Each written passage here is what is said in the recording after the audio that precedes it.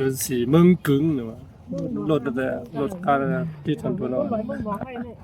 วันเดือนสีม่วงได้ตัวนั้นเนาะ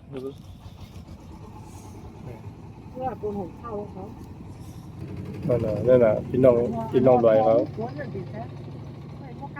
ทางเขามีนะรถนั่นตัวเราอันออกมือก็ออกอันเข้ามือก็เข้า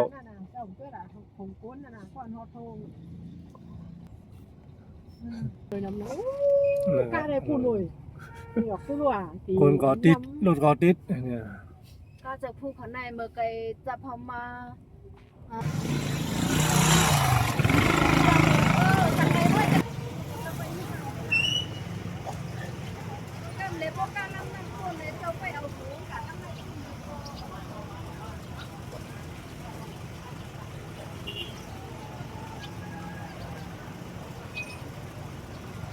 ที่หักจังเลยอยู่ด้วยกันเห็นพวกนั้นน่ะ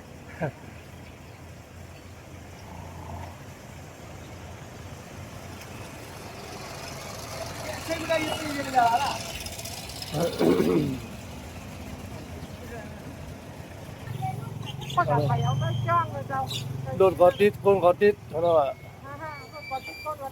บ้านมันบรรลัยเนาะนี่ล่ะเป็นสีม่วงเป้าแฝงเมื่อนักของเมื่อเนียนเจ้าหรอกแม่เราอ่ะตั้งรถตั้งคน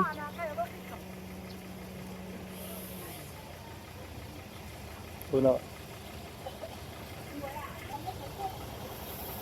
ใช่ไหมครับข้าวมันดีมือดีได้ครับ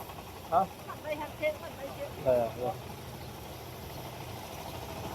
มือดีได้ของข้ายากกันไหมครับ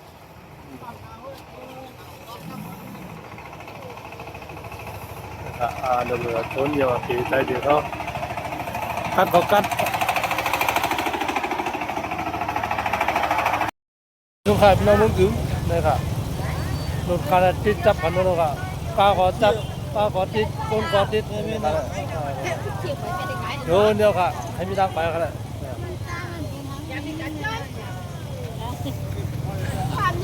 ติดทางขาวได้ปะ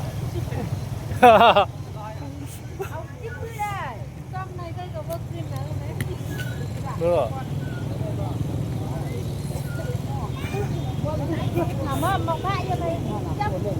ทางชิงขาที่จะกลับไปทุกครั้งครับ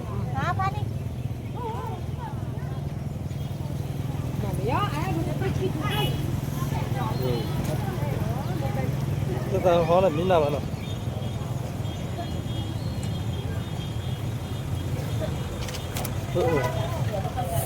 กันเลยมาเดี๋ยวกับจอมมาแล้วกับร้อนจริงนะอู้ชูไข่ออกนอกอู้ชูไข่เยี่ยวนะวะนะ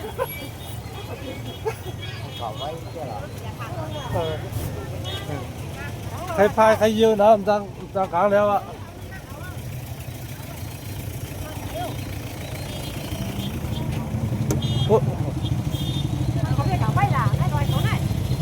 มีนานนะครับ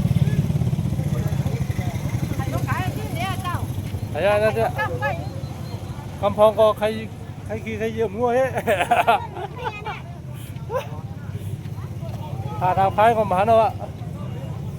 นั่นคือทางนั้นเนี่ย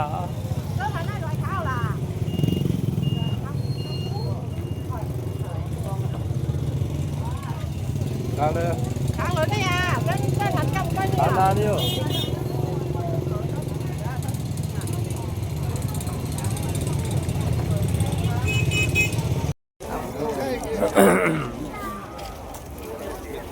เป็นสีมึงกึ่งกัดมึงกึ่งเนี่ยกัดในปล่อย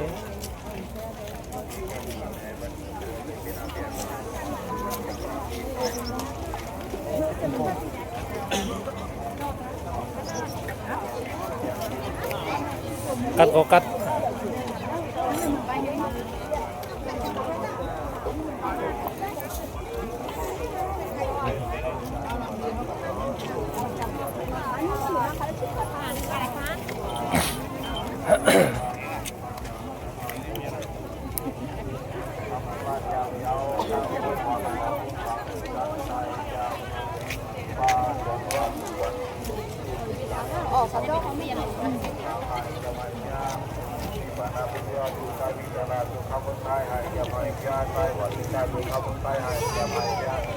นี่เคยเป็นน้องปลาอะไรนะ นี่เลยว่าคุณเป็นน้ำท่วมอะไรคุณน่ะ คือหาข้อมูล